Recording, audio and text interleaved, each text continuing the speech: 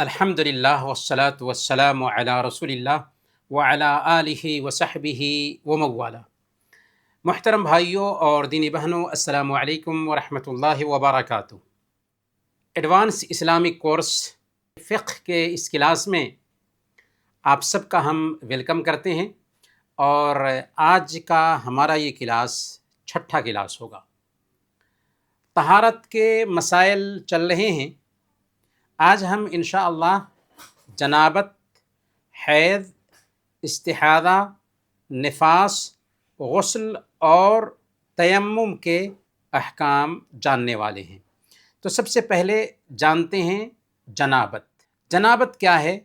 جنابت کہتے ہیں اچھل کر نکلنے والی منی یعنی اسپرم کو، اور جمع کرنے یعنی جسمانی تعلق بنانے کو بھی جنابت کہتے ہیں۔ اور جنوبی وہ کہلاتا ہے جو ناپاک ہو، چاہے منی نکلنے کی وجہ سے یا جسمانی تعلق بنانے کی وجہ سے، جمع کرنے کی وجہ سے۔ جنابت کا جو لفظی معنی ہے وہ ہے دور ہونا، اور جنابت کو جنابت اس لیے کہتے ہیں کہ آدمی اس حالت میں نماز کی ادائیگی سے دور ہو جاتا ہے، اور جب ایک آدمی کو جنابت لاحق ہو جائے تو اس کے لیے کیا ضروری ہو جاتا ہے؟ ضروری ہو جاتا ہے کہ وہ غسل کرے۔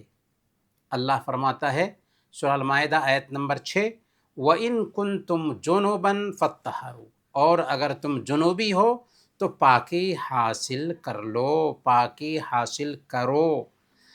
تو اچھل کر نکلنے والے پانی سے جنابت لائق ہوتی ہے۔ تو اس سے پتہ یہ چلا کہ اگر یہ پانی جس سے بچے کی پیدائش ہوتی ہے اچھل کر کے نہیں نکلتا ہے تو جنابت لائق نہیں ہوگی۔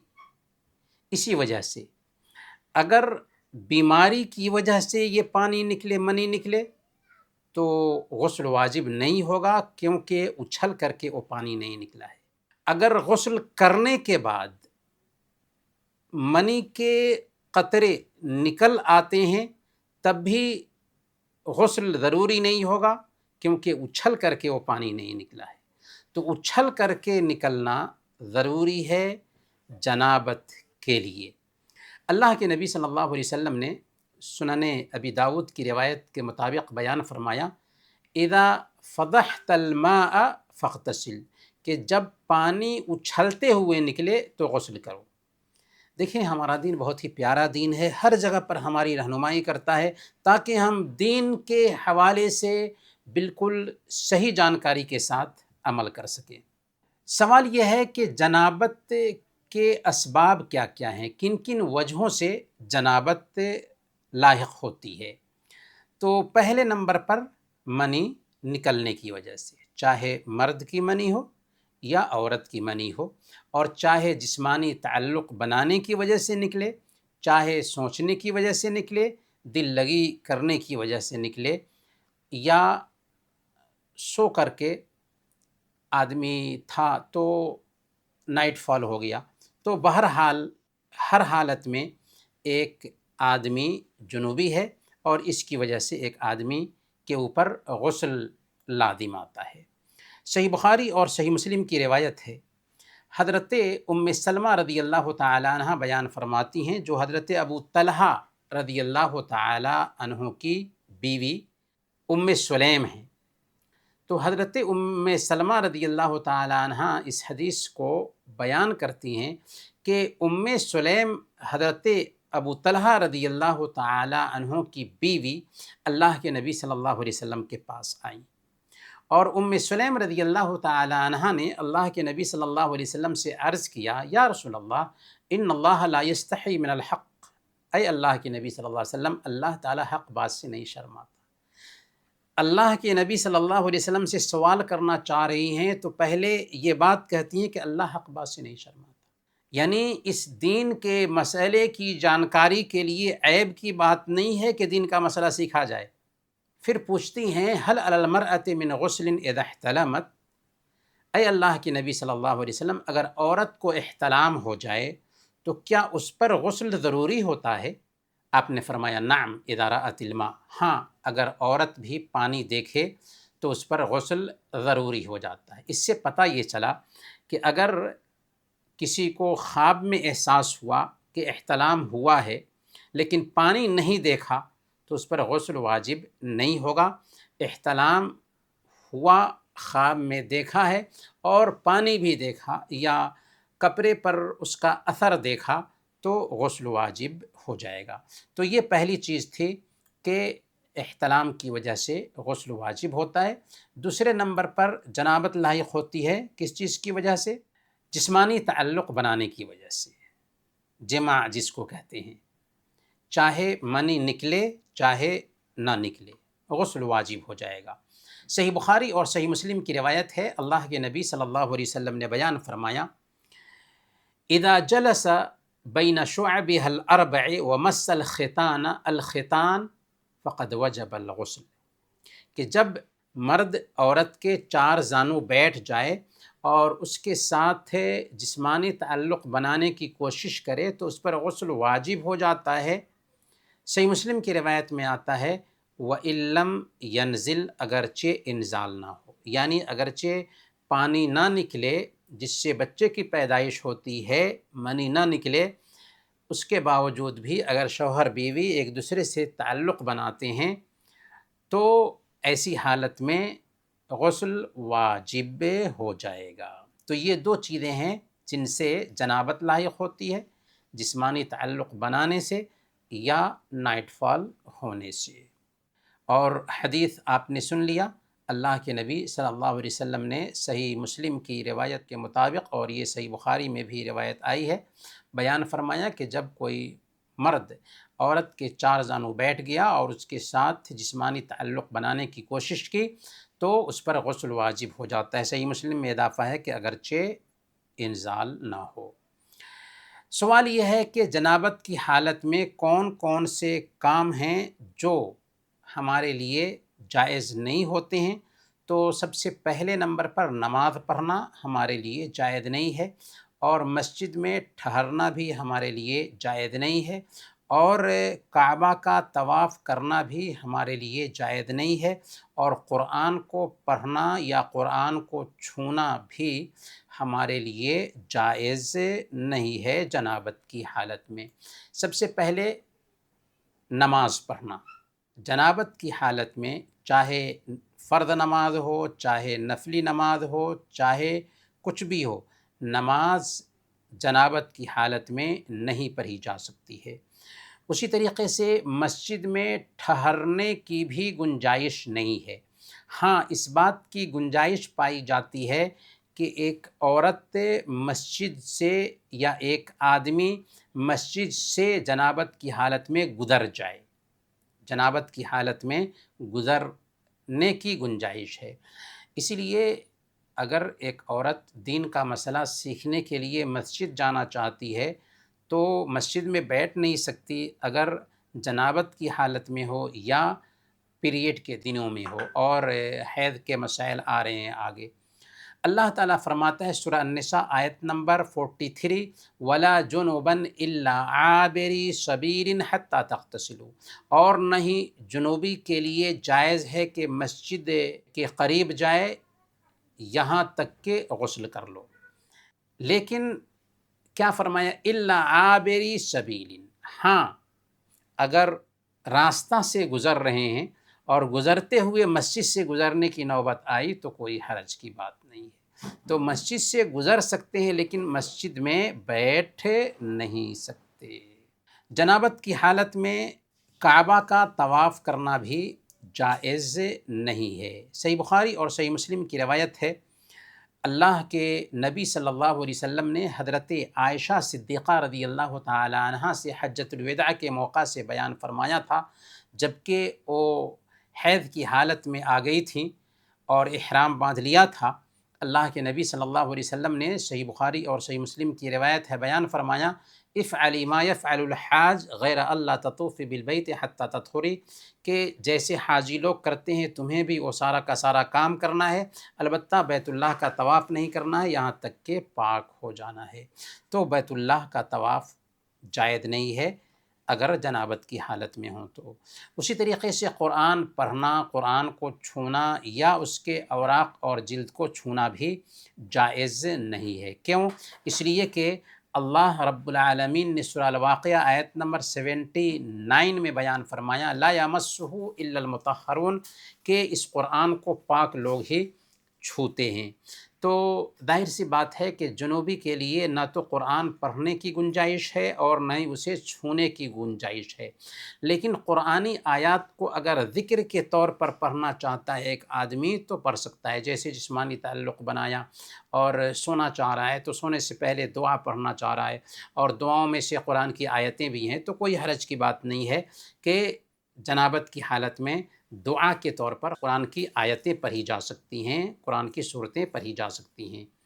اسی طرح اگر قرآن کسی باکس میں ہو تو جنوبی کے لیے اسے اٹھانا بھی جائز ہے۔ 5ویں نمبر پر جنابت کی حالت میں پانی میں ڈبکی لگانا بھی جائز نہیں ہے اگر وہ پانی ٹھہرا ہوا ہو تو۔ صحیح مسلم کی روایت ہے، اللہ کے نبی صلی اللہ علیہ وسلم نے بیان فرمایا لا یغتسل احدکم فی الماء الدائم وهو جنوب، کہ تم میں سے ایک آدمی جنابت کی حالت میں ٹھہرے ہوئے پانی سے غسل نہ کرے۔ حضرت ابو ہریرہ رضی اللہ تعالیٰ عنہ اس حدیث کے راوی ہیں، ان سے پوچھا گیا کہ جب پانی ٹھہرا ہوا ہے اور ہمیں جنابت لائق ہے اور طہارت حاصل کرنا چاہتے ہیں تو ہم کیا کریں؟ تو انہوں نے کہا کہ پانی لے کر کے وہ غسل کرے۔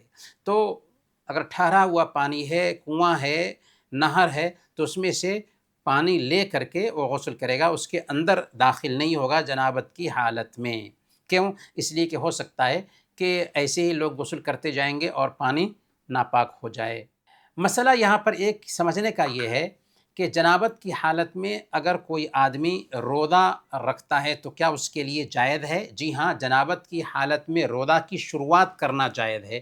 صحیح بخاری اور صحیح مسلم کی روایت ہے، حضرت عائشہ اور ام سلمہ رضی اللہ تعالیٰ عنہ بیان فرماتی ہیں کہ ان رسول اللہ صلی اللہ علیہ وسلم کان یدرکہ الفجر وهو جنب من اہلہ، کہ اللہ کے نبی صلی اللہ علیہ وسلم اپنے گھر والوں کے ساتھ رہنے کی وجہ سے جنابت کی حالت میں ہوتے تھے اور فجر کا وقت ہو جاتا تھا، پھر غسل کرتے تھے اور روزہ رکھتے تھے۔ تو اس سے پتہ یہ چلا کہ غسل کرنے کی ضرورت ہے تو ہم روزے کی نیت کر کے غسل کر سکتے ہیں، پھر فجر کی نماز پڑھیں گے۔ تو جنابت کی حالت میں روزے کی شروعات کی جا سکتی ہے، اس میں کوئی حرج کی بات نہیں ہے۔ ایک دوسرا مسئلہ اس حوالے سے یہ سمجھنا ہے کہ جنابت کی حالت میں جنوبی کا جسم اور اس کا پسینہ ناپاک نہیں ہوتا، پاک ہوتا ہے۔ حضرت ابو ہریرہ رضی اللہ تعالیٰ عنہ سے روایت ہے، صحیح بخاری اور صحیح مسلم کی یہ روایت ہے، اللہ کے نبی صلی اللہ علیہ وسلم مدینہ کے کسی راستے میں ان سے ملتے ہیں اور وہ جنابت کی حالت میں تھے، تو کہتے ہیں کہ میں آپ کو دیکھتے ہی دور ہو گیا اور میں گیا یہاں تک کہ غسل کیا، پھر آپ کے پاس آیا تو آپ نے پوچھا تم کہاں تھے اے ابو ہریرہ؟ تو میں نے کہا کہ میں جنابت کی حالت میں تھا، تو میں ناپسند کیا کہ اس حالت میں آپ کے ساتھ بیٹھوں، حالانکہ میں پاک نہیں ہوں۔ تو اللہ کے نبی صلی اللہ علیہ وسلم فرماتے ہیں سبحان اللہ ان المسلم لا ینجس، کہ سنو مومن جو ہے ناپاک نہیں ہوتا، یعنی اس کا جسم ناپاک نہیں ہوتا اگر اس کو غسل کرنے کی ضرورت ہے تو۔ اب آتے ہیں حیض کے مسائل کی طرف۔ حیض کیا ہے؟ وہ سوابھاوک خون ہے، وہ پراکرتک خون ہے، فطری خون ہے، جو بالغہ عورت کے گرب سے صحت کے طور پر، بیماری یا تکلیف کے طور پر نہیں، صحت کے طور پر خاص دنوں میں نکلتا ہے۔ گویا کہ اس کے لیے یہ شرط ہے کہ بالغہ عورت کو یہ خون آئے اور صحت کے طور پر آئے، بیماری کے طور پر نہیں، اور متعین دنوں میں یہ خون آئے تو یہ حیض کا خون سمجھا جائے گا۔ اللہ تعالیٰ نے حیض کے بارے میں قرآن کریم میں سورہ البقرہ آیت نمبر 222 کے اندر بیان فرمایا وَيَسْأَلُونَكَ عَنِ الْمَحِيضِ قُلْ هُوَ أَذًى فَاعْتَزِلُوا النِّسَاءَ فِي الْمَحِيضِ، آپ سے حیض کے بارے میں لوگ سوال کرتے ہیں، پوچھتے ہیں، تو آپ کہہ دیجئے کہ وہ گندگی ہے، حیض کی حالت میں عورتوں سے الگ رہو۔ فَاعْتَزِلُوا النِّسَاءَ فِي الْمَحِيضِ، حیض کی حالت میں عورتوں سے الگ رہو۔ ولا تقربوہن، اور ان کے قریب نہ جاؤ، یعنی جسمانی تعلق بنانے کی بات کہی جا رہی ہے، ورنہ ہمارا دین اس بات کا حکم دیتا ہے کہ حید کی حالت میں بھی ایک عورت نارمل حالت میں رہے گی، وہ کھانا بنا سکتی ہے، وہ شوہر بیوی ایک دوسرے کے ساتھ میں سو بھی سکتے ہیں، لیکن جسمانی تعلق نہیں ہوگا حید کی حالت میں، کیونکہ اللہ تعالیٰ فرماتا ہے وَلَا تَقْرَبُوهُنَّ حَتَّى يَطْهُرْنَ، کہ ان کے قریب نہ جاؤ یہاں تک کہ وہ پاک صاف نہ ہو جائیں۔ فَإِذَا تَطَهَّرْنَ فَأْتُوهُنَّ مِنْ حَيْثُ أَمَرَكُمُ اللَّهُ، جب وہ غسل کر لیں تب ان کے پاس آؤ جہاں سے اللہ تعالیٰ نے تمہیں اجازت دی ہے۔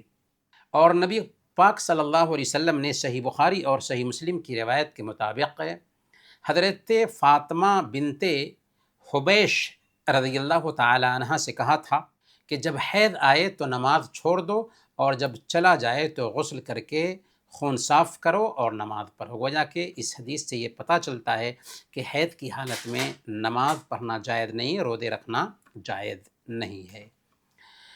حید کی پہچان کیا ہے؟ حید کو کیسے پہچانیں گے؟ حید کا جو خون ہوتا ہے وہ کالا ہوتا ہے، بدبو دار ہوتا ہے، اس میں بو ہوتی ہے، اور عورت اس کے نکلنے کی وجہ سے سخت گرمی محسوس کرتی ہے۔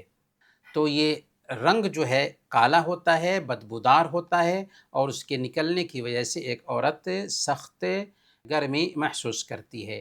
حید کی مدت کتنی ہوتی ہے؟ حید کی کم سے کم مدت 1 دن اور 1 رات ہوتی ہے، اور زیادہ سے زیادہ جو مدت ہے 15 دن اور راتیں ہوتی ہیں، اور اکثر زیادہ تر عورتوں کو 6 یا 7 دن تک یہ پیریڈ کے دن آتے ہیں۔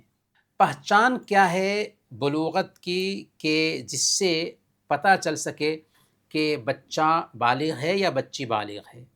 تو سب سے پہلے بلوغت کیا ہے؟ یہ وہ عمر ہے جس میں مرد یا عورت شریعت کے حکم کے مخاطب ٹھہرتے ہیں۔ اس عمر کو پہنچنے کے بعد شریعت کا حکم اس کے اوپر لاگو ہو جاتا ہے۔ تو پہچان کیا ہے؟ 3 طریقے ہیں جس کے ذریعہ پہچان سکتے ہیں کہ بچہ بالغ ہو چکا ہے یا بچی بالغ ہو چکی ہے۔ سب سے پہلے نمبر پر احتلام ہو، کہ منی نکلے، چاہے مرد کے لیے ہو چاہے عورت کے لیے ہو، یعنی خواب کی حالت میں احتلام ہو جائے۔ دوسرے نمبر پر حید کا خون جاری ہونا بچی کے لیے، اور یہ 9 سال کی عمر میں ممکن ہے۔ اس کے بعد اگر 15 سال کی عمر ہو جاتی ہے تو بہرحال ہجری کیلنڈر کے اعتبار سے 15 سال کی عمر کو پہنچنا یہ اس بات کی دلیل ہے کہ اگرچہ حید نہیں آ رہا ہے لیکن بچی بالغ ہو چکی ہے، یا بچہ دوسری کوئی علامت نہیں ظاہر ہو رہی ہے، دوسری کوئی پہچان نہیں ظاہر ہو رہی ہے، تو بچہ 15 سال کا ہو چکا ہے تو اس کو بالغ سمجھا جائے گا۔ حید کی حالت میں جو چیزیں حرام ہوتی ہیں وہ کیا کیا ہیں؟ سب سے پہلے نمبر پر نماز پڑھنا جائز نہیں ہے۔ حید کی حالت میں قرآن کی تلاوت کرنا، قرآن کو چھونا اور اٹھانا بھی جائز نہیں ہے۔ لیکن قرآن کی تلاوت کے حوالے سے شیخ الاسلام ابن تیمیہ رحمۃ اللہ علیہ نے بیان فرمایا کہ اگر عورت ایسی ہے جس کو ٹیچنگ کا کام کرنا پڑتا ہے، قرآن پڑھاتی ہے، یا بچی ہے جو قرآن حفظ کر رہی ہے، تو ایسی خاص حالت میں ایک عورت قرآن کو چھوئے بغیر، قرآن کو ٹچ کیے بغیر، ساکس وغیرہ پہن کر کے قرآن کو یاد کر سکتی ہے، قرآن کو پڑھا سکتی ہے، تو یہ خاص حالت کے لیے چھوٹ ہے۔ دوسرے نمبر پر مسجد میں ٹھہرنا بھی حید کی حالت میں جائز نہیں ہے۔ مثال کے طور پر ایک عورت ہے کہ پیریڈ کے دنوں سے گزر رہی ہے، مسجد میں درس ہے، تو بہرحال ایک عورت کے لیے جائز نہیں ہے کہ مسجد میں بیٹھنے کے لیے جائے۔ ہاں، ہم یہ جان چکے ہیں کہ اگر گزرنا ہے تو گزرنے کی گنجائش پائی جاتی ہے، لیکن بیٹھ نہیں سکتی۔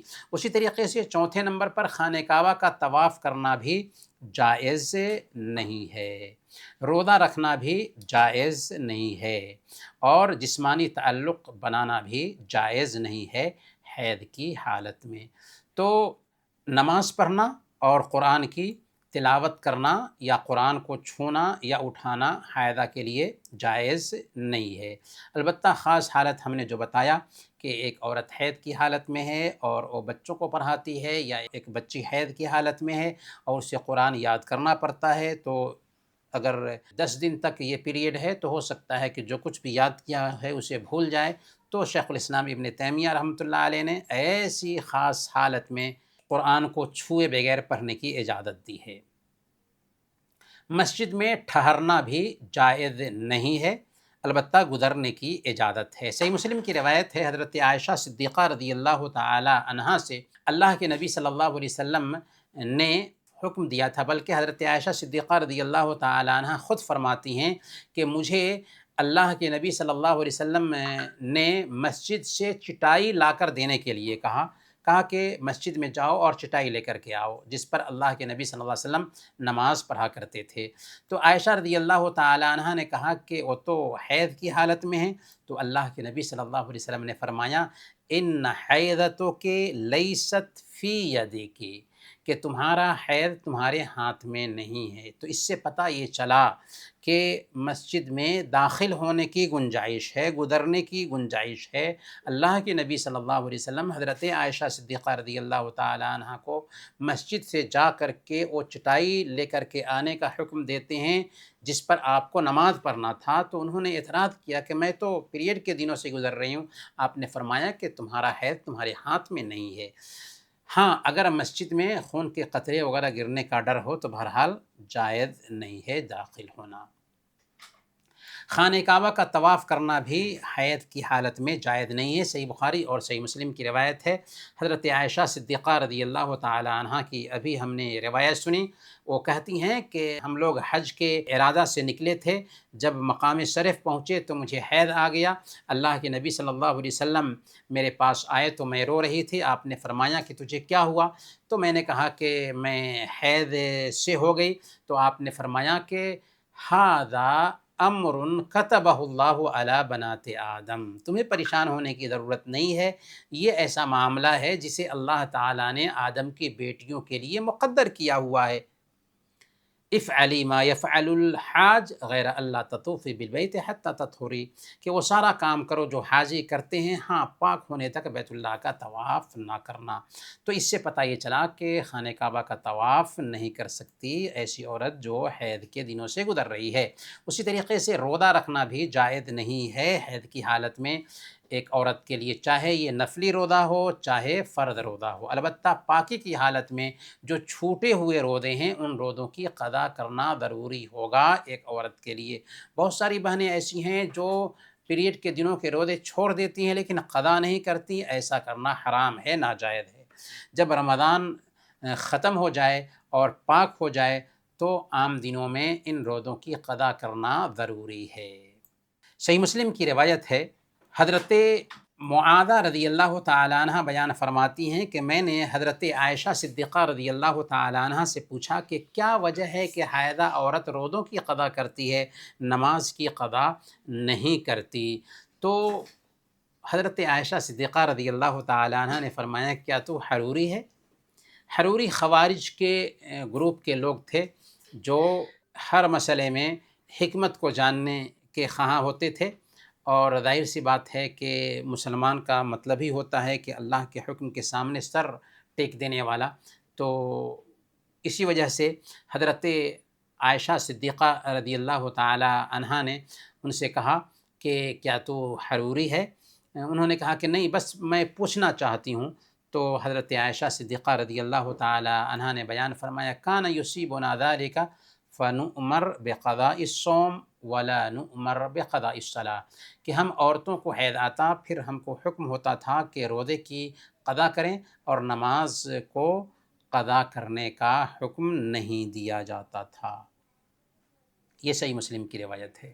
اسی طریقے سے حیض کی حالت میں جماع کرنا بھی جائز نہیں ہے۔ اللہ تعالیٰ نے جو آیت میں فرمایا اور ہم نے وہ آیت ذکر کی تھی، اس کے اندر بیان فرماتا ہے وَلَا تَقْرَبُوهُنَّ حَتَّى يَطْهُرْنَ، کہ ان کے قریب نہ جاؤ یہاں تک کہ وہ پاک نہ ہو جائیں، یعنی جسمانی تعلق نہ بناؤ یہاں تک کہ وہ پاک نہ ہو جائیں۔ لیکن عام حالت میں جیسے دوسرے دھرموں میں ہے کہ عورت کو ان دنوں میں بالکل دور کر دیا جاتا ہے، کھانا بنانے نہیں دیا جاتا اور گھر میں رہنے نہیں دیا جاتا، یہ نہایت ہی گھٹیا عادت ہے۔ اسلام پیارا دین ہے جو ہر حالت میں ایک انسان کی حالت کی رعایت کرتا ہے۔ تو نارمل حالت میں ایک عورت ہوگی، حیض کی حالت میں وہ کون کون سے کام ہیں جو جائز ہیں؟ تو حیض کی حالت میں جو جائز کام ہے، پہلے نمبر پر اٹھنا بیٹھنا دل لگی کرنا جائز ہے۔ صحیح مسلم کی روایت ہے، اللہ کے نبی صلی اللہ علیہ وسلم نے بیان فرمایا اصنعوا کل شیء الا النکاح، کہ حیض کی حالت میں اپنی بیوی سے جماع کے علاوہ سب کچھ کر سکتے ہو۔ دوسرے نمبر پر اللہ کا ذکر کرنا حیض کی حالت میں جائز کام ہے۔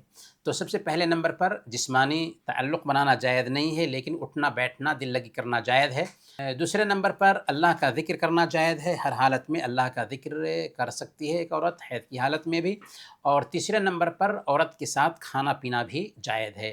صحیح مسلم کی روایت ہے، حضرت عائشہ صدیقہ رضی اللہ تعالی عنہ بیان فرماتی ہیں کہ میں حیض کی حالت میں ہوتی تھی اور پانی پیتی تو رسول اللہ صلی اللہ علیہ وسلم اسی جگہ منہ لگا کر کے پانی پیتے تھے جس جگہ میں نے منہ لگا کر کے پانی پیا ہوا ہوتا تھا۔ تو یہاں پر ایک طرف اللہ کے نبی صلی اللہ علیہ وسلم کی محبت دیکھی حضرت عائشہ صدیقہ رضی اللہ تعالی عنہ سے، کہ جس جگہ سے منہ رکھ کر کے پانی پیتی تھی حضرت عائشہ صدیقہ رضی اللہ تعالی عنہ، اسی جگہ منہ رکھ کر کے پانی پیتے تھے محبت کے اظہار کے لیے۔ اور دوسری بات یہ کہتی ہیں کہ میں حیض کی حالت میں ہوتی تھی، تو گویا کہ حیض کی حالت میں عورت کو کنارہ نہیں کیا جائے گا، بلکہ نارمل حالت میں ایک عورت رہے گی۔ حدیث بھی آپ نے سن لیا، اصنعوا کل شیء الا النکاح، اللہ کے نبی صلی اللہ علیہ وسلم نے بیان فرمایا کہ حیض کی حالت میں ایک عورت سے سب کچھ کرو، گویا کہ جسمانی تعلق کے علاوہ ایک عورت بیڈ پر رہ سوئے گی، جسمانی تعلق نہیں بنایا جائے گا، لیکن نارمل انداز میں بیوی کی جیسے ایک عورت رہے گی۔ حضرت عائشہ صدیقہ رضی اللہ تعالی عنہ کی حدیث بھی ہم نے سن لیا کہ اللہ کے نبی صلی اللہ علیہ وسلم اس سے پانی کو جو وہ پیتی تھیں اسی جگہ پر منہ رکھ کر کے پیتے تھے جس جگہ پر منہ رکھ کر کے حضرت عائشہ صدیقہ رضی اللہ تعالی عنہ نے پیا ہوا ہوتا تھا، حالانکہ وہ حیض کی حالت میں ہوتی تھی۔ اگر کوئی عورت حمل کی حالت میں ہو اور وہ خون دیکھے تو آیا وہ حیض کا خون سمجھا جائے گا یا استحاضہ کا خون سمجھا جائے گا؟ اور استحاضہ کے بارے میں ہم جانیں گے۔ تو صحیح بات یہ ہے کہ وہ حیض کا خون نہیں سمجھا جائے گا بلکہ استحاضہ کا خون سمجھا جائے گا، اور اس حالت میں اس کے لیے عبادات کی انجام دہی ضروری ہوگی۔ حیض کی پہچان کیا ہے؟ پہلے نمبر پر حیض سے پاکی کی پہچان کیا ہے؟ تو حیض سے پاکی کی پہلی پہچان یہ ہے کہ عورت کو سفید پانی آنا شروع ہو جائے، دوسرے نمبر پر خون آنا بالکل بند ہو جائے۔ تو اگر خون آنا بالکل بند ہو جاتا ہے، سفید پانی آنا شروع نہیں ہوا، تب بھی پاکی کی پہچان سمجھی جائے گی، اور اگر سفید پانی آ جائے تو اس سے بھی پاکی کی پہچان سمجھی جائے گی۔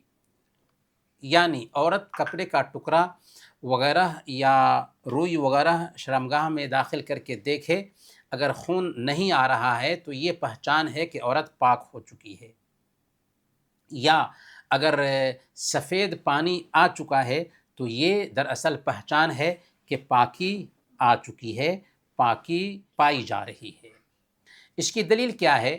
حضرت عائشہ صدیقہ رضی اللہ تعالی عنہ کے پاس صحیح بخاری کی یہ روایت ہے، عورتیں ڈبیا بھیجتی تھیں جس میں روئی یا کپڑا ہوتا تھا اور اس میں زردی ہوتی تھی، تو حضرت عائشہ صدیقہ رضی اللہ تعالی عنہ فرماتی کہ جلدی نہ کرو یہاں تک کہ صاف سفیدی دیکھ لو، اس سے مراد حیض سے پاکی ہوتی تھی۔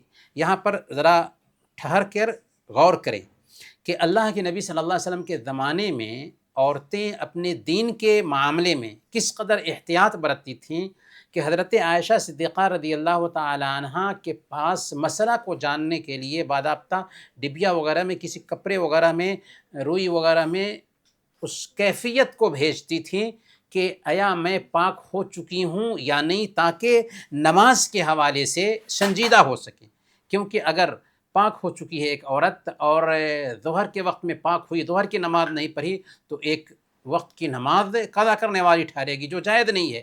تو اسی لیے یہ سنجیدگی تھی اللہ کے نبی صلی اللہ علیہ وسلم کے زمانے کی عورتوں کی، کہ وہ باضابطہ مسئلہ پوچھنے کے لیے اس کیفیت کو، اس رنگ کو بھیجتی تھیں اللہ کے نبی صلی اللہ علیہ وسلم کی بیوی حضرت عائشہ صدیقہ رضی اللہ تعالی عنہ کے پاس. اگر یلو کلر کا ہوتا تو کہتی تھیں کہ ابھی ٹھہر جاؤ، انتظار کرو یہاں تک کہ صاف پانی نہ آ جائے یا پورے طور پر ختم نہ ہو جائے. ممکن ہے کہ ایک عورت حیض کی حالت میں وقتی طور پر پاکی دیکھے، ظاہر ہے کہ یہ حقیقی پاکی نہیں ہے، بلکہ حیض کی مدت ہی شمار کی جائے گی.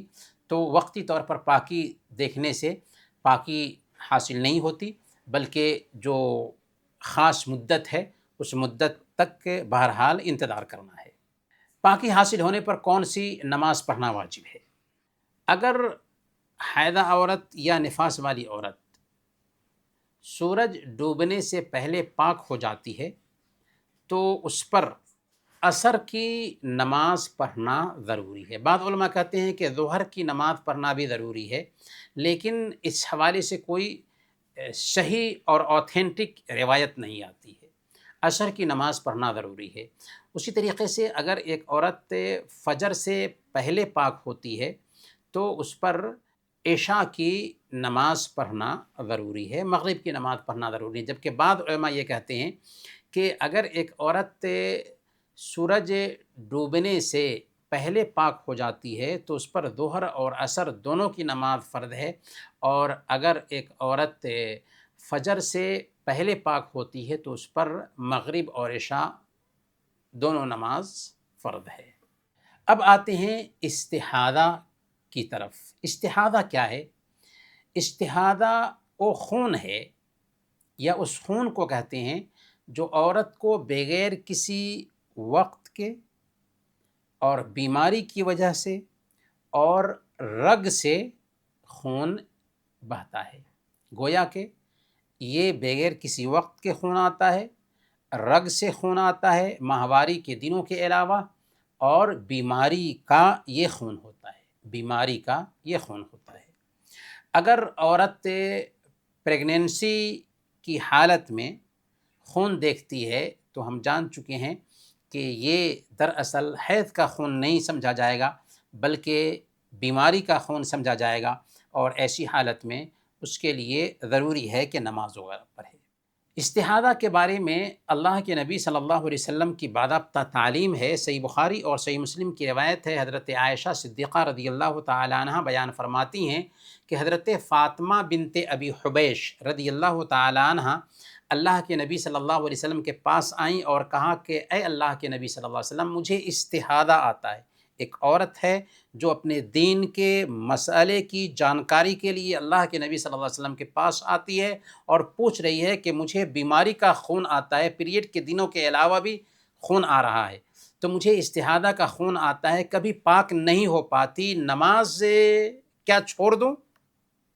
آپ صلی اللہ علیہ وسلم نے فرمایا انما ذلک عرق ولیس بحید، کہ یہ رگ ہے، حیض نہیں ہے.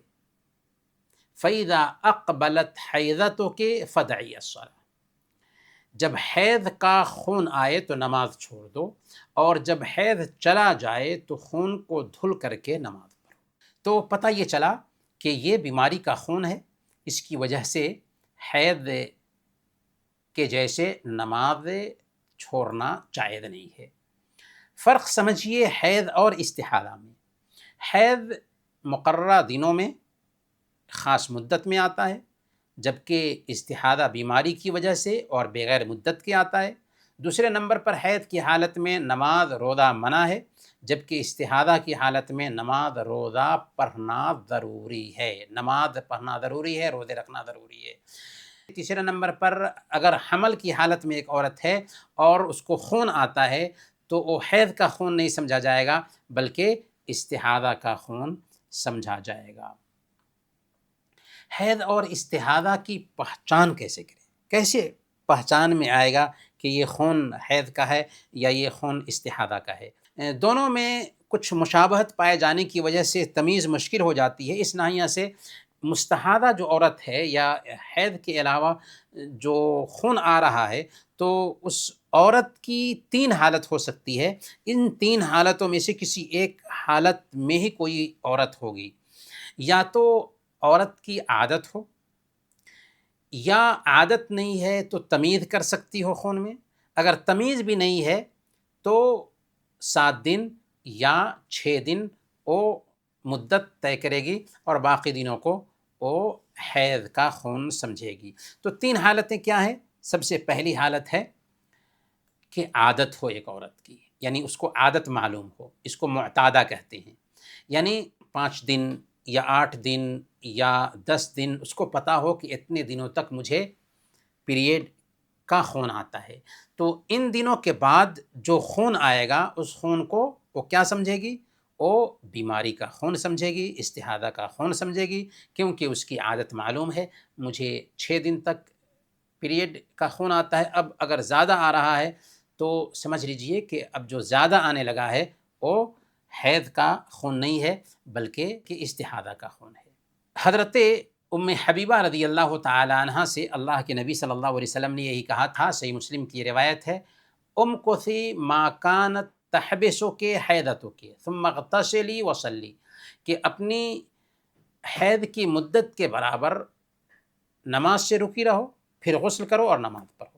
یعنی اگر تمہارا پیریڈ ہے اور تمہیں پتہ ہے کہ 7 دن تک پیریڈ آ رہا ہے، اس کے بعد بھی خون آ رہا، تو کیا کرنا ہے کہ جتنے دنوں تک پیریڈ ہمیں معلوم ہے اتنے دنوں تک نماز روزے سے رکے رہیں گے، لیکن اس کے بعد جب خون آتا ہے تو نماز روزہ شروع کر دینا ہے۔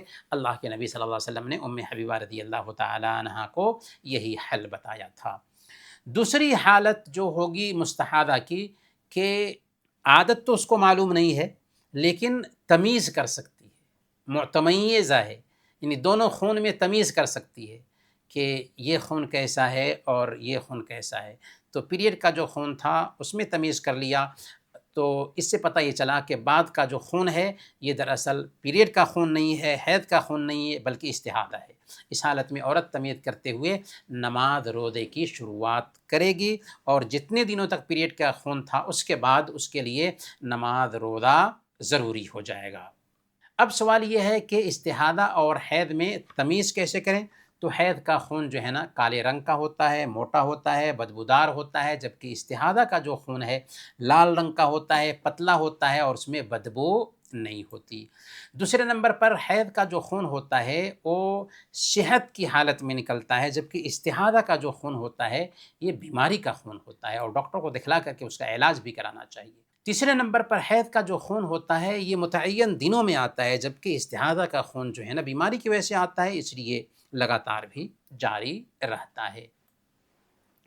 تو پہلی حالت تو یہ ہوئی کہ عادت معلوم ہو، دوسری حالت یہ ہوئی کہ تمیز کر سکتی ہو، عادت معلوم بھی نہیں ہے، تمیز بھی نہیں کر سکتی ہے، تو تیسری حالت کو کہتے ہیں متحیرہ، یعنی ایسی عورت جس کو نہ عام عادت معلوم ہو اور نہ ہی تمیز کر سکتی ہو، تو ایسی عورت کے لیے حکم یہ ہے کہ چونکہ عام عورتوں کے مہینے کے جو دن ہیں 6 یا 7 دن تک ہوتے ہیں، لہذا وہ 6 یا 7 دن تک حائضہ اپنے آپ کو سمجھے گی، باقی جو دن ہیں جن میں خون آ رہے ہیں ان میں وہ غسل کر کے نماز کی ادائیگی شروع کر دے گی۔ تو یہ تفصیل رہی ان عورتوں کے لیے جن کو بیماری کا خون آتا ہے اور اس کو استحاضہ کہتے ہیں۔ 3 کیفیت بتائی، ایک ہے کہ عادت ہو تو عادت کے دن کو شمار کرے گی، اگر عادت نہیں ہے تمیز کر سکتی ہے تو دونوں خون میں تمیز کر کے جتنے دن تک خون آیا ہے خون سمجھے گی، اس کے بعد کا جو خون ہے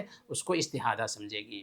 اور تیسری حالت یہ ہے کہ اس کو نہ عادت ہے اور نہ ہی تمیز کر سکتی ہے، تو 6 یا 7 دن تک حیض کے دن شمار کرے گی، باقی دنوں میں غسل کر کے نمازوں کی پابندی کرے گی۔ استحاضہ کی حالت میں نماز پڑھنے کا طریقہ کیا ہوگا؟ ہر نماز کے وقت ایک عورت تازہ وضو کرے اور نماز پڑھے۔ دوسری شکل یہ ہو سکتی ہے کہ وہ ظہر کو عصر تک ٹال دے، پھر غسل کر لے اور نماز پڑھے۔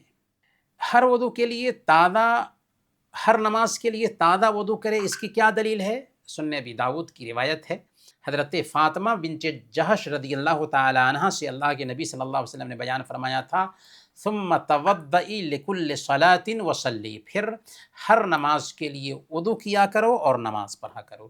تو اس سے پتہ یہ چلا کہ اگر کوئی بہن اس بیماری سے دوچار ہے تو اس کے لیے حکم یہ ہے کہ ہر نماز کے وقت میں تازہ وضو کرے اور نماز پڑھے، یہاں تک کہ نماز کے بیچ بھی اگر خون گرتا ہے کوئی حرج کی بات نہیں ہے، نماز اس کی ہو جائے گی۔ اب مسئلہ ہے نفاس۔ نفاس کیا ہے؟ نفاس کسے کہتے ہیں؟ نفاس وہ خون ہے جو بچے کی پیدائش کے بعد عورت کے گربھ سے نکلتا ہے، اسے نفاس کہتے ہیں۔ نفاس کی مدت کیا ہوتی ہے؟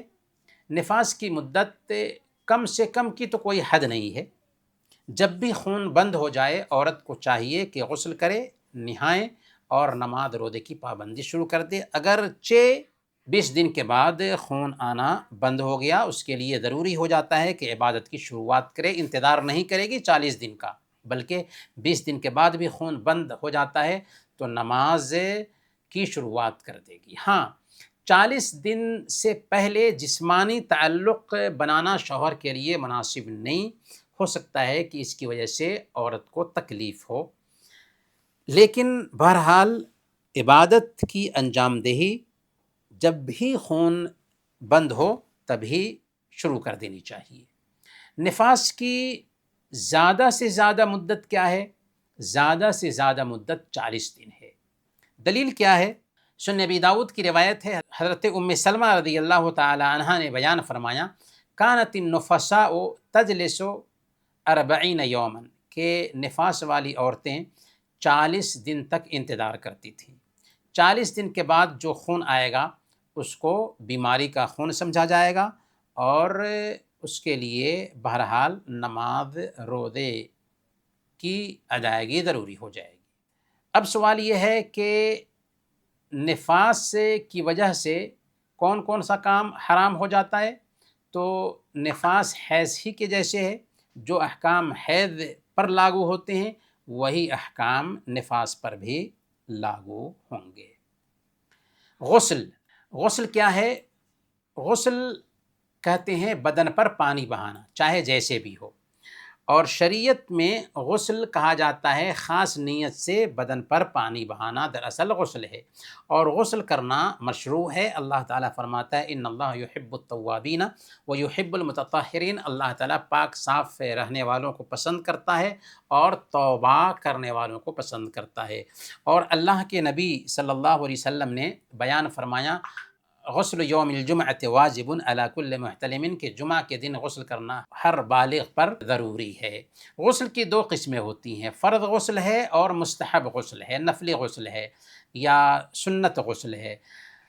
فرض غسل کے 4 وجہیں ہوتی ہیں۔ سب سے پہلے نمبر پر جنابت ہو، دوسرے نمبر پر حیض آئے، تیسرے نمبر پر نفاس آئے اور چوتھے نمبر پر موت ہو جائے۔ تو جنابت کی وجہ سے غسل کرنا ضروری ہے، جنابت لاحق ہونے کے بعد حیض سے پاک ہونے کے لیے غسل کرنا ضروری ہے، اسی طریقے سے نفاس کے بعد بھی عورت کے لیے غسل کرنا ضروری ہے، اور پھر موت ہو جائے تو مردے کو غسل دینا ضروری ہے۔ حیض اور نفاس اور جنابت کے مسائل تو ہم جان چکے ہیں۔ رہی بات موت کی، تو کوئی آدمی مر جاتا ہے تو مسلمانوں کے لیے ضروری ہے کہ اسے غسل دیں، اور یہ فرض کفایہ ہے۔ اگر اس کے رشتہ داروں میں سے کچھ لوگ یہ کام کر دیں گے تو سارے لوگوں سے یہ ذمہ داری جاتی رہے گی۔ اگر کسی نے غسل نہیں دیا تو سب لوگ گناہ گار ہوں گے۔ غسل دیتے وقت غسل کرانے کی نیت ہونی چاہیے۔ ہاں، اگر مرنے والا شہید تھا تو اسے غسل نہیں دیا جائے گا۔ مردے کے جو باقی احکام اور مسائل ہیں وہ جنازہ کے احکام اور مسائل میں انشاءاللہ آئیں گے۔ مردے کو غسل دینے کی دلیل کیا ہے؟ صحیح بخاری اور صحیح مسلم کی روایت ہے، حضرت ابن عباس رضی اللہ تعالی عنہما بیان فرماتے ہیں کہ ایک آدمی اونٹ سے گر گیا تھا تو اونٹ نے انہیں کچل دیا، جس سے ان کی موت واقع ہو گئی، اللہ کے نبی صلی اللہ علیہ وسلم نے ان کو غسل دینے کے حوالے سے فرمایا اغسلوہ بماء وسدر، کہ اسے پانی اور بیر کے پتے سے غسل دو۔ یہ صحیح بخاری اور صحیح مسلم کی روایت ہے۔ مسنون غسل کیا ہے، یا کون کون سے غسل مسنون ہیں؟ تو جمعہ کے دن غسل کرنا مسنون ہے، عیدین کا غسل مسنون ہے، سورج اور چاند گرہن کے لیے غسل کرنا مسنون ہے، اور نماز استسقاء کے لیے بھی غسل کرنا مسنون ہے، اور مردے کو غسل دینے کے بعد غسل کرنا مسنون ہے، واجب نہیں، اور حج سے متعلقہ بھی غسل ہے کہ حج کے لیے عمرہ کے لیے جا رہے ہیں تو غسل کر کے احرام میں داخل ہوں۔ سب سے پہلے جمعہ کے دن کا غسل ہے۔ جمعہ کے دن جو جمعہ کے لیے آنا چاہتا ہے اس کے لیے غسل کرنا مستحب اور افضل ہے، سوائے مسافر کے یا عورت اور بچہ کے کہ ان کے اوپر جمعہ واجب نہیں، تو ان کے لیے غسل کرنا بھی مستحب نہیں ہے، لیکن غسل کرنا اچھی بات ہے۔ جمعہ کے دن غسل کرنے کی دلیل اللہ کے نبی صلی اللہ علیہ وسلم نے بیان فرمایا، من توضأ یوم الجمعۃ فبها ونعمت، کہ جس نے جمعہ کے دن وضو کیا بہت اچھی چیز ہے، ومن اغتسل فالغسل افضل، اور جس نے غسل کیا اس کے لیے غسل کرنا افضل ہے۔ جمعہ کے دن غسل کا وقت جو ہے فجر کی اذان سے شروع ہوتا ہے۔ یہ بہت اہم مسئلہ ہے جسے جاننا ضروری ہے کہ فجر کی اذان سے پہلے غسل اگر کرتے ہیں تو وہ جمعہ کے دن کا غسل نہیں سمجھا جائے گا۔ جمعہ کی نماز کے لیے اگر ہم جمعہ کے دن غسل کر رہے ہیں تو فجر کی اذان کے بعد ہی غسل کریں تو جمعہ کا غسل سمجھا جائے گا۔ البتہ جمعہ کے قریب قریب غسل کرنا بہتر ہے، کیونکہ اس کا مقصود یہ ہے کہ جسم سے بدبو وغیرہ نہ آئے اور پسینہ وغیرہ میں بدبو نہ ہو، تو قریب میں غسل کرنا اچھا ہے۔ اسی طریقے سے عید الفطر کا غسل کرنا بھی سنت ہے۔ عید الفطر کے لیے، عید الاضحیٰ کے لیے بھی غسل کرنا سنت ہے۔ اللہ کے نبی صلی اللہ علیہ وسلم عید الفطر اور عید الاضحیٰ کے لیے غسل کرتے تھے۔ اسی طریقے سے چاند اور سورج گرہن کے لیے بھی غسل کرنا افضل اور بہتر ہے۔ اسی طریقے سے استسقاء کی نماز کے لیے نکلنے سے پہلے بھی غسل کرنا افضل اور بہتر ہے۔ اسی طریقے سے مردے کو غسل دینا چاہ رہے ہوں تو غسل دینے کے بعد غسل کر لیں تو بہتر اور افضل ہے، لیکن ضروری نہیں ہے۔ اللہ کے نبی صلی اللہ علیہ وسلم نے بیان فرمایا، من غسل میتا فلیغتسل، کہ جو آدمی مردے کو غسل دے اس کو چاہیے کہ غسل کر لے۔ تو یہ غسل کرنا اس کے لیے ضروری نہیں ہے بلکہ مستحب اور بہتر ہے۔ اسی طریقے سے احرام باندھنے کے وقت بھی چاہے عمرہ کے لیے ہو یا حج کے لیے ہو، غسل کرنا افضل اور بہتر ہے۔ غسل کا صحیح طریقہ کیا ہے؟ غسل کا صحیح طریقہ اگر ہم جان رہے ہیں تو غسل کا ایک واجبی طریقہ ہوتا ہے اور ایک سنت طریقہ ہے۔ واجبی طریقہ کیا ہے اور سنت طریقہ کیا ہے، دونوں کو ہم جانتے ہیں۔ سب سے پہلے غسل کا واجبی طریقہ، اس کے لیے پہلی شرط ہے کہ جسم کو دھونے کی نیت ہو۔ اگر نیت نہیں ہے، پاکی حاصل کرنے کی نیت نہیں ہے تو غسل نہیں ہوگا۔ دوسرے نمبر پر جسم کے تمام ظاہری حصے کو پانی سے دھو لیں، چہرہ ہو، بال ہو، اسی طریقے سے بال کی جڑوں میں بھی پانی پہنچائیں، کیونکہ بال کی جڑوں تک پانی پہنچانا ضروری ہے طہارت حاصل کرنے کے لیے۔ بالوں کی جڑوں تک اگر پانی نہیں پہنچا ہے تو غسل کیا ہوگا؟ غسل ادھورا رہ جائے گا۔ یہاں تک کہ عورتوں کے لیے بھی بالوں کی جڑوں تک پانی پہنچانا ضروری ہے۔ صحیح بخاری کی روایت ہے، حضرت جابر رضی اللہ تعالی عنہ سے غسل کے بارے میں پوچھا گیا تو انہوں نے کہا کہ اللہ کے نبی صلی اللہ علیہ وسلم 3 ہتھیلی پانی لیتے تھے اور اپنے سر پر بہا لیتے تھے، پھر اپنے سارے بدن پر اسے بہا لیتے تھے۔ تو اس سے پتہ یہ چلا کہ پورے بدن پر پانی بہانا چاہیے، یہاں تک کہ اپنے بالوں کا خلال بھی کرنا چاہیے، بالوں کی جڑوں تک بھی پانی پہنچانا چاہیے۔ اسی طریقے سے صحیح مسلم کی روایت ہے، حضرت ام سلمہ رضی اللہ تعالی عنہ بیان فرماتی ہیں کہ میں نے کہا، اے اللہ کے نبی صلی اللہ علیہ وسلم، میں اپنے سر کے بال سخت باندھتی ہوں، کیا غسل جنابت کے وقت انہیں کھولنا ہوگا؟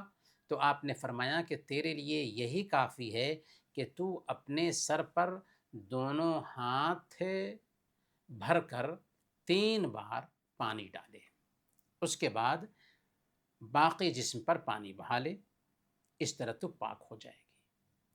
تو غسل جنابت کے لیے بہرحال سر کے بال کو نہیں کھولنا ہے، لیکن اگر حیض سے پاکی حاصل کرنے کے لیے غسل کر رہے ہیں تو اس کے لیے سر کے بال کو کھولنا ہے اور بال کی جڑ تک پانی پہنچانا ہے۔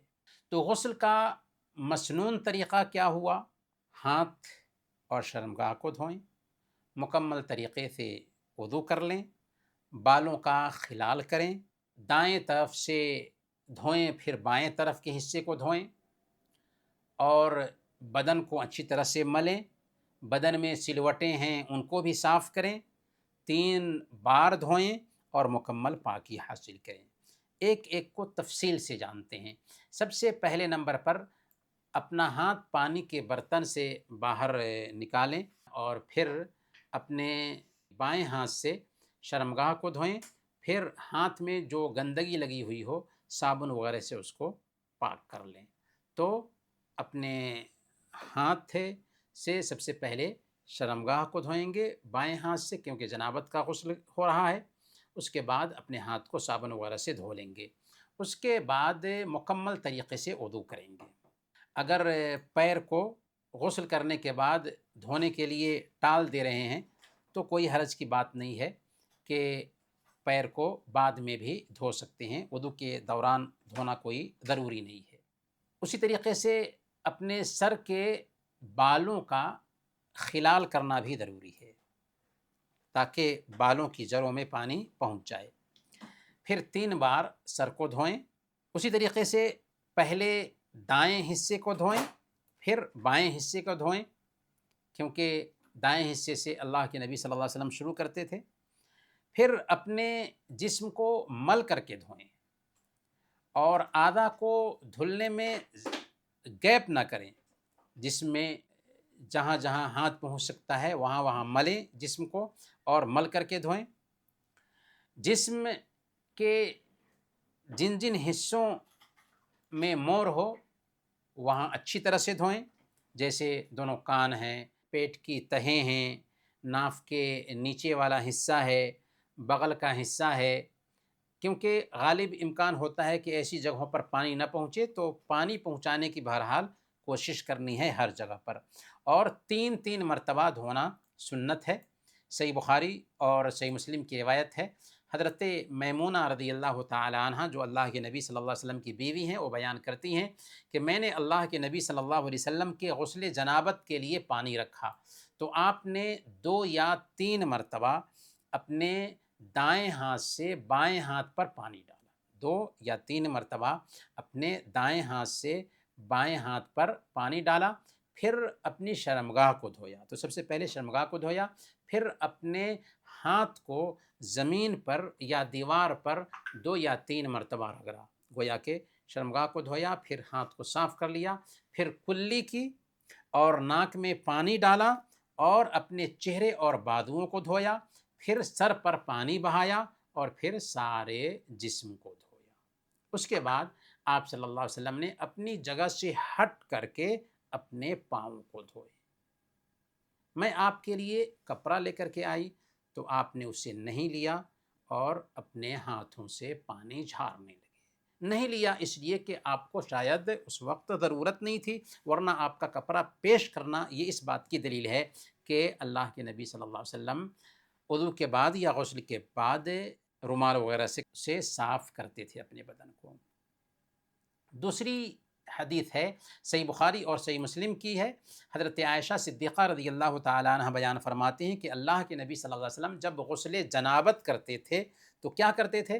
پہلے دونوں ہاتھ دھوتے، پھر دائیں ہاتھ سے بائیں ہاتھ پر پانی ڈال کر کے شرمگاہ کو دھوتے، اس کے بعد نماز کے جیسے وضو کرتے، پھر پانی لے کر سر پر ڈالتے تھے اور انگلیوں کی مدد سے بالوں کی جڑوں تک پانی پہنچاتے تھے، پھر جب دیکھتے کہ سر صاف ہو گیا ہے تو 3 مرتبہ سر پر پانی ڈالتے، پھر تمام بدن پر پانی بہا لیتے، پھر پاؤں دھو لیتے تھے۔ تو یہاں پر سمجھنے والی بات یہ ہے کہ غسل کے لیے جو وضو کیا جاتا ہے اس میں سر کا مسح نہیں ہوتا، بلکہ پانی بدن پر بہایا جاتا ہے اور جسم کے ایک ایک حصے تک پانی بہایا جاتا ہے اور پھر اس کے بعد پاؤں دھو لیا جاتا ہے۔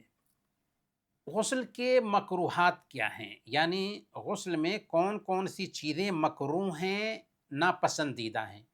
تو پہلے نمبر پر پانی زیادہ استعمال کرنا مکروہ ہے۔ صحیح بخاری اور صحیح مسلم کی روایت ہے، حضرت جابر رضی اللہ تعالیٰ عنہ سے کسی نے غسل میں پانی کی مقدار کے بارے میں پوچھا کہ کتنے پانی میں غسل کریں، تو انہوں نے کہا کہ تمہارے لیے 1 سا کافی ہے، تقریباً 3.5 کلو اندازے سے، 2.5 کلو سے 3.5 کلو یا 3 کلو کہہ لیجیے، 1 سا کافی ہے۔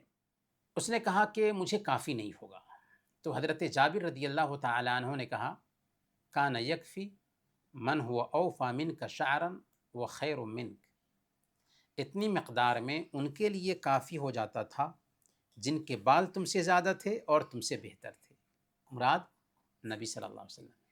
یعنی حضرت جابر رضی اللہ تعالیٰ عنہ سے ایک شخص نے پوچھا کہ کتنے پانی سے ہم غسل کریں، تو حضرت جابر نے کہا کہ 1 سا پانی یعنی 2.5 لیٹر پانی سے تم غسل کر لو، یہ کافی ہے تمہارے لیے۔ اس نے کہا کہ اتنا میں تو کافی نہیں ہوگا، تو حضرت جابر رضی اللہ تعالیٰ عنہ نے کہا کہ نبی پاک صلی اللہ علیہ وسلم تو 1 ہی سا سے یعنی 2.5 لیٹر پانی سے غسل کرتے تھے اور ان کے لیے کافی ہو جاتا تھا، حالانکہ ان کے بال تو تمہارے بال سے لمبے تھے۔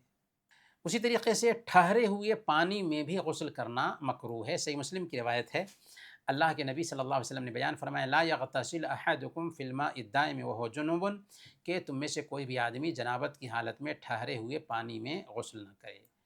کسی نے پوچھا کہ ابو ہریرہ کیا کرے، تو انہوں نے کہا کہ تناولہ تناولا، پانی برتن میں نکال کر کے اس سے غسل کرے۔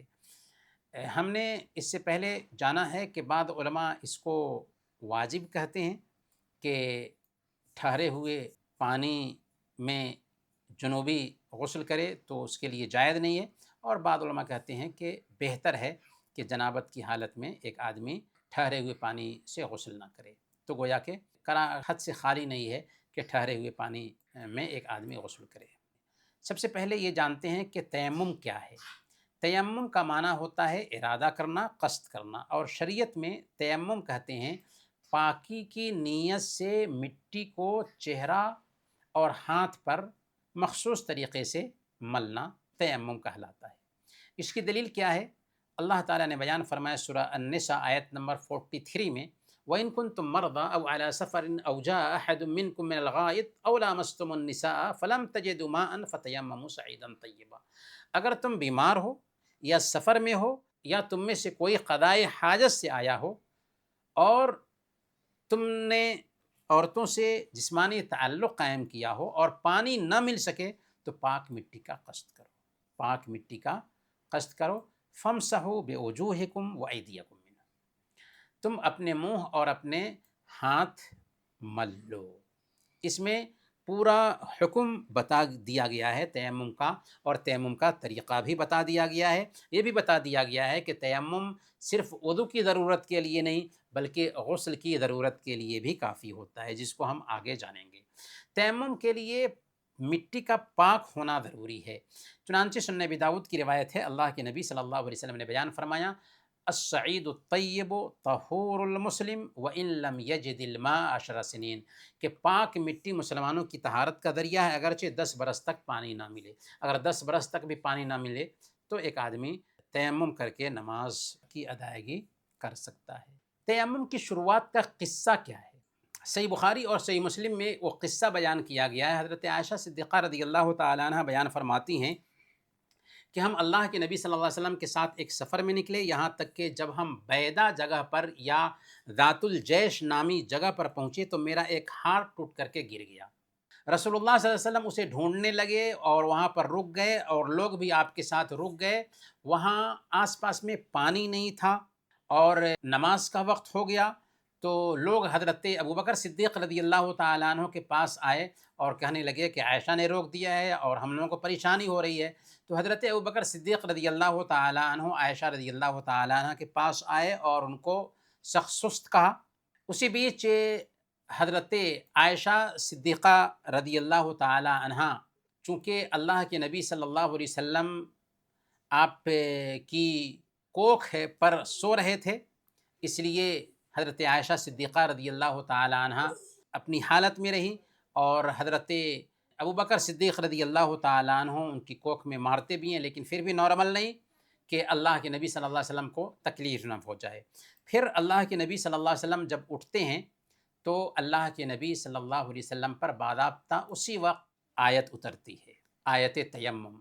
حضرت اسید بن حضیر رضی اللہ تعالیٰ عنہ نے جب دیکھا کہ حضرت ابوبکر صدیق رضی اللہ تعالیٰ عنہ کے گھر والوں کی برکت کی وجہ سے مسلمانوں کے لیے آسانی آئی ہے، تو انہوں نے کہا کہ اے ابوبکر، یہ آپ کی پہلی برکت نہیں ہے۔ برکیف یہیں پر آیت تیمم اتری اور حکم دیا گیا کہ اگر پانی نہ ملے تو تیمم کر کے نماز پڑھ لو۔ تو یہاں پر سوال یہ ہے کہ کیا تیمم صرف وضو کا بدل ہے؟ یعنی کسی کو وضو کرنے کی ضرورت ہے تو تیمم کرے گا، اگر غسل کرنے کی ضرورت ہے تو کیا تیمم کافی ہے یا نہیں؟ تو تیمم صرف وضو کے لیے نہیں بلکہ غسل کے لیے بھی کافی ہے، یعنی جہاں وضو کا بدل ہے وہیں غسل کا بھی بدل ہے۔ دلیل کیا ہے؟ صحیح بخاری اور صحیح مسلم کی روایت ہے، حضرت عمران بن حسین رضی اللہ تعالیٰ عنہ بیان فرماتے ہیں کہ اللہ کے نبی صلی اللہ علیہ وسلم نے ایک آدمی کو دیکھا کہ کنارے میں بیٹھا ہوا ہے، لوگوں کے ساتھ نماز نہیں پڑھی ہے۔ آپ نے جا کر کے اس سے پوچھا، یا فلان ما منعک ان تصلی مع القوم، تم لوگوں کے ساتھ نماز کیوں نہیں پڑھے؟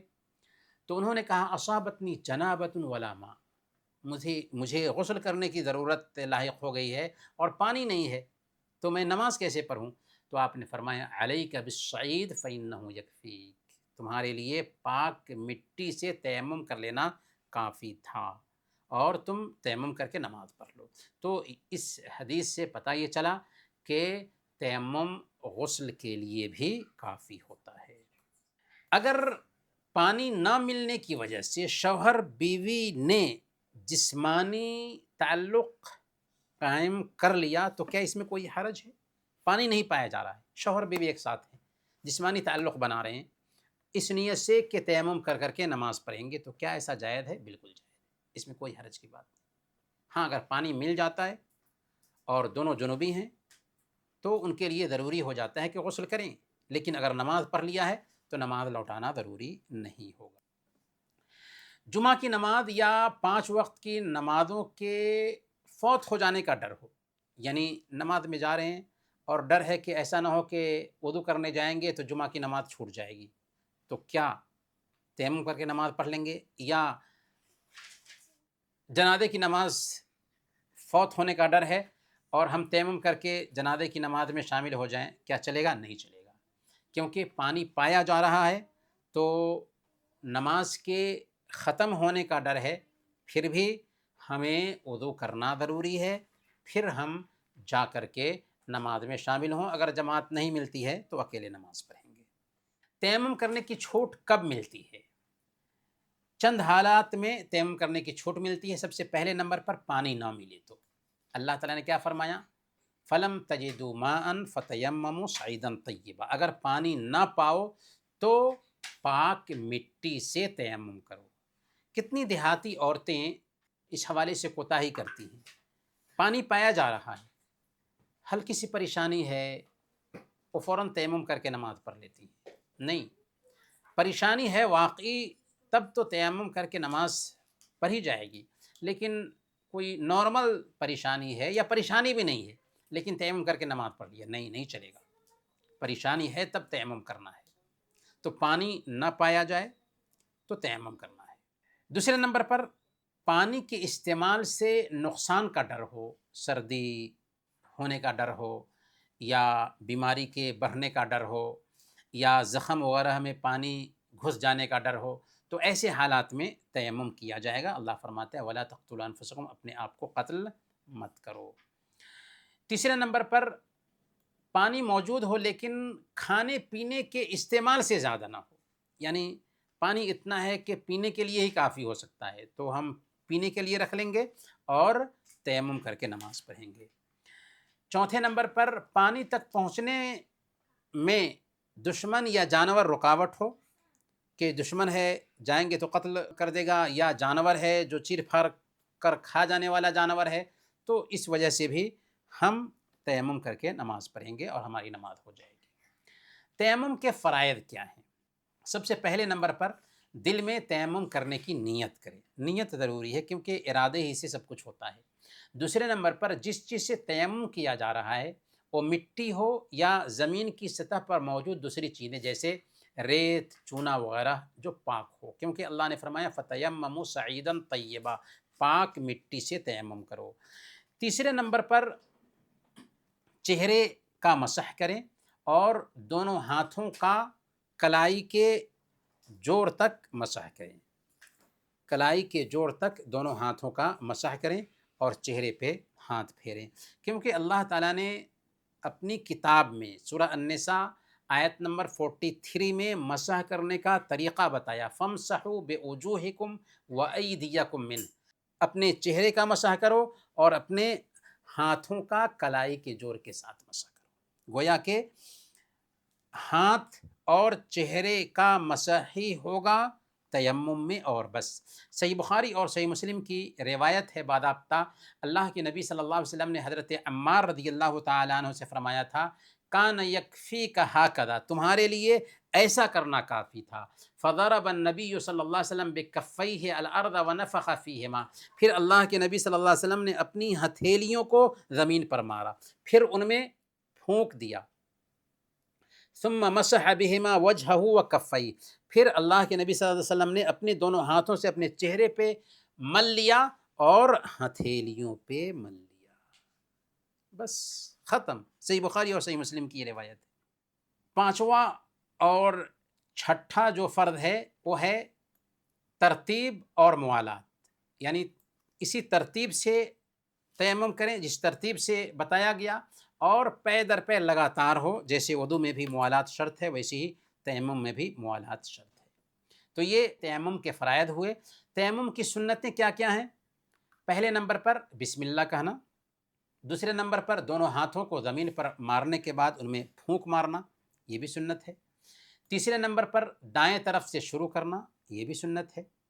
رہی بات دعا پڑھنے کی، تو وضو کے بعد تو دعا ثابت ہے، البتہ تیمم کے بعد کوئی بھی دعا اللہ کے نبی صلی اللہ علیہ وسلم سے ثابت نہیں ہے، اور ہمیں وہی کرنا چاہیے جو ثابت ہو۔ بعض فقہا بیان کرتے ہیں لیکن تیمم کے بعد جو دعا پڑھنے کے بارے میں بات کہی جاتی ہے وہ اللہ کے نبی صلی اللہ علیہ وسلم سے ثابت نہیں، وضو کے بعد ثابت ہے، تیمم کے بعد کچھ بھی ثابت نہیں ہے۔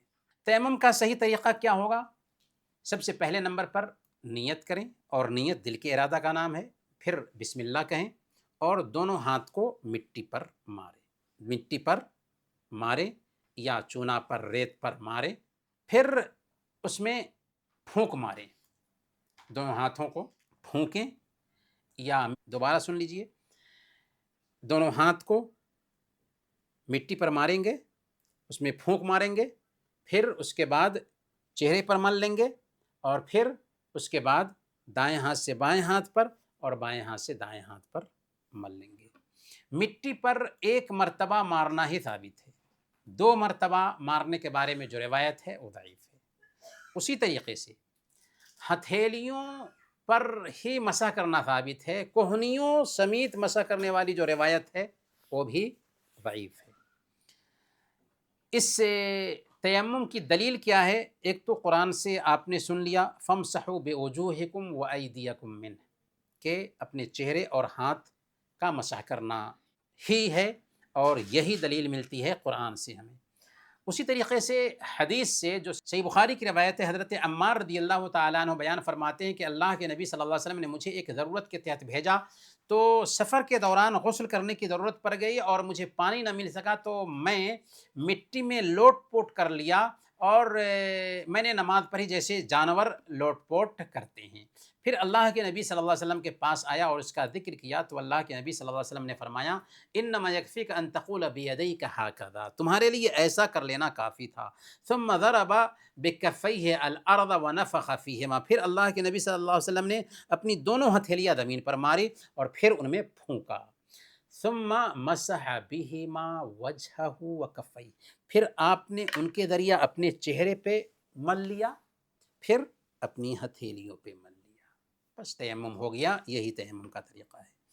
وہ چیزیں جو تیمم کو توڑ دیتی ہیں یا جن سے تیمم ٹوٹ جاتا ہے، ہر وہ چیز جس سے وضو ٹوٹ جاتا ہے اس سے تیمم بھی ٹوٹ جائے گا۔ دوسرے نمبر پر پانی اگر مل جائے تو تیمم جاتا رہے گا۔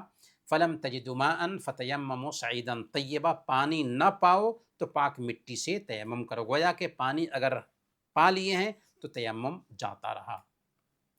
اور تیسری چیز ہے کہ بیماری یا ڈر کے عذر کا جاتا رہنا، اگر بیماری کا عذر نہیں ہے، کوئی ڈر نہیں ہے، تب بھی پانی سے ہی تیمم کرنا ہوگا۔ آخری ایک مسئلہ ہے جس پر ہم اپنی بات ختم کریں گے۔ مسئلہ یہ ہے کہ نماز سے پہلے اگر پانی مل گیا، نماز کے بیچ میں پانی ملا ہے یا نماز کے بعد پانی ملا ہے تو اس کا حکم کیا ہوگا؟ تو پہلا مسئلہ کہ اگر تیمم کر لیا تھا اور پانی مل گیا تو کیا حکم ہے؟ ہمارے لیے ضروری ہے کہ وضو کریں، تیمم سے نماز نہیں پڑھ سکتے، اور پھر وضو کے بعد نماز پڑھیں، کیونکہ تیمم کرنے کے بعد پانی مل گیا ہے، ابھی نماز ہم نے نہیں پڑھی تھی۔ دوسرا مسئلہ یہ ہوا کہ اگر نماز کے بیچ میں پانی مل جاتا ہے اور تیمم کر کے نماز ہم پڑھ رہے تھے، تو علماء کے دو اقوال میں سے راجح قول یہ ہے کہ ایسی حالت میں ہمیں نماز سے نکل جانا چاہیے، وضو کرنا چاہیے، اور پھر اس کے بعد نماز پڑھنا چاہیے۔ تیسرا مسئلہ یہ ہے کہ اگر نماز پڑھنے کے بعد پانی ملا ہے تو بہرحال نماز دہرانے کی ضرورت نہیں ہے۔ نماز پڑھنے کے بعد اگر پانی ملا ہے تو نماز دہرانے کی ضرورت نہیں ہے۔ سنن ابی داؤد کی روایت ہے، حضرت ابو سعید خدری رضی اللہ تعالیٰ عنہ بیان فرماتے ہیں کہ دو لوگ کسی سفر پر نکلے، راستے میں نماز کا وقت ہو گیا تو ان کے پاس پانی نہیں ملا، چنانچہ دونوں نے پاک مٹی سے تیمم کر کے نماز پڑھ لی۔ پھر نماز کا وقت باقی ہی تھا تو ان کو پانی مل گیا، لیکن نماز سے فارغ ہو چکے تھے، تو ان میں سے ایک نے وضو کیا اور دوبارہ نماز پڑھی، اور دوسرے نے نماز نہیں پڑھی۔ پھر دونوں اللہ کے نبی صلی اللہ علیہ وسلم کے پاس آئے اور اس کا ذکر کیا، تو آپ صلی اللہ علیہ وسلم نے اس آدمی سے کہا جس نے نماز دہرائی نہیں تھی، اصبت السنہ واجزأتک صلاتک، تم نے سنت کو پا لیا اور تمہاری سنت کے مطابق نماز ہوئی، تمہاری نماز کافی ہے۔ اور جس نے وضو کرنے کے بعد دوبارہ نماز پڑھی تھی، اس سے فرمایا لکل اجر مرتین، تمہیں دوہرا اجر ملے گا۔ تو اس سے پتہ یہ چلا کہ اگر ہم نے تیمم کر کے نماز پڑھ لی تھی پانی نہ ملنے کی وجہ سے، تو اب اپنی نماز کو دہرائیں گے نہیں، کیونکہ نماز ہماری ہو چکی ہے۔ انہی باتوں کے ساتھ آج کا ہم یہ درس ختم کرتے ہیں، اور دعا کرتے ہیں کہ اللہ تعالی ہم سب کو جو کچھ بھی سیکھا ہے اس کے مطابق اپنے آپ کو ڈھالنے اور دین کا نالج زیادہ سے زیادہ حاصل کرنے کی توفیق عطا فرمائیں۔ آمین و صلی اللہ علی نبینا محمد وعلی آلہ وصحبہ اجمعین۔